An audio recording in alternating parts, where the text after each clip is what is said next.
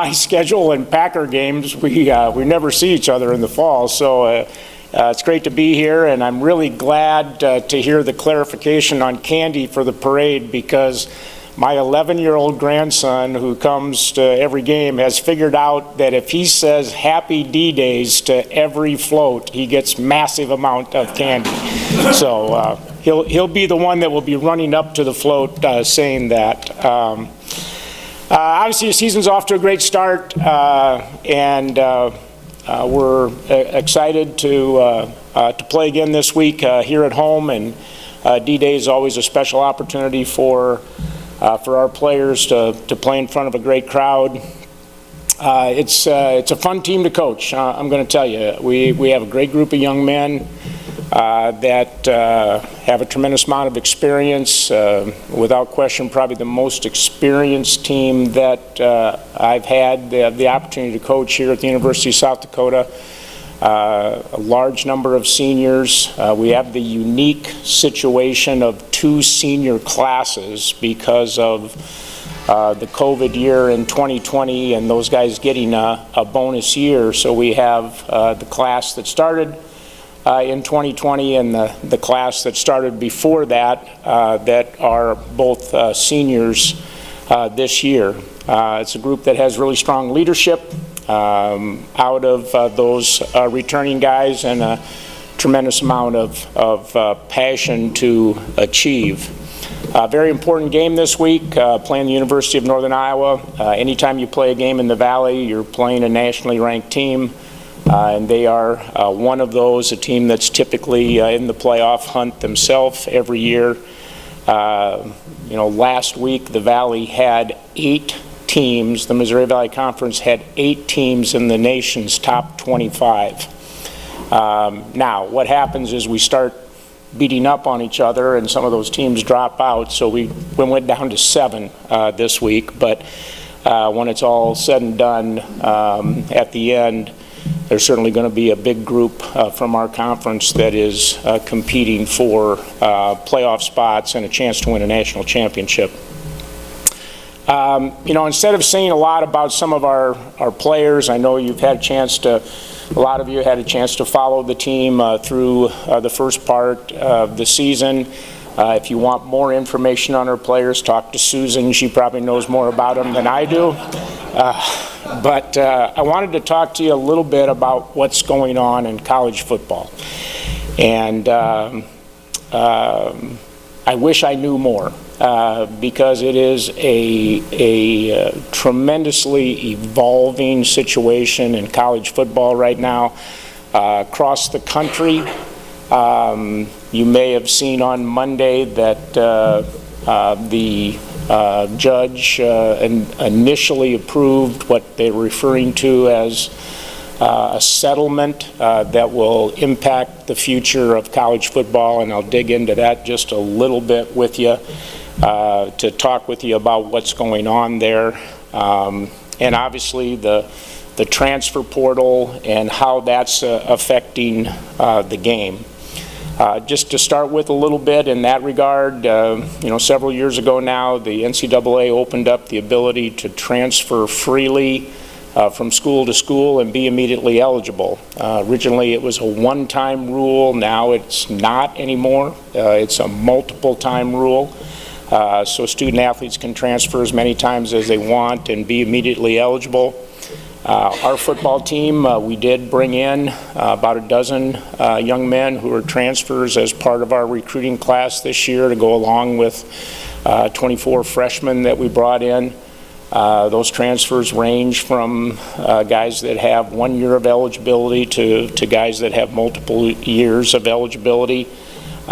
We just played a team at Murray State that brought in 50 new transfers after spring practice.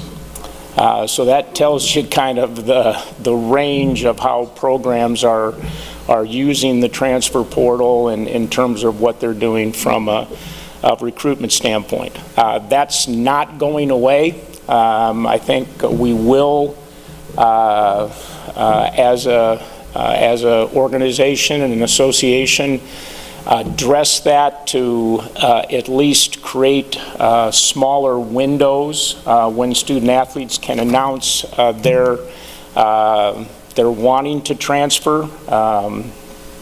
But that's one of the things that's under discussion right now at the Division I level. Obviously, the other major issue that is a part of this settlement that I referred to is the fact that we are within a year of actually seeing Division I football players and Division I athletes from other sports getting paid directly by institutions. There are going to be a group of schools as this settlement legal issue gets resolved, which could be as early as April, that are going to join a group of schools that will be distributing somewhere around $22 million to student athletes. That's going to segment out college athletics. There's going to be, a small group of schools. By that, I don't know the number.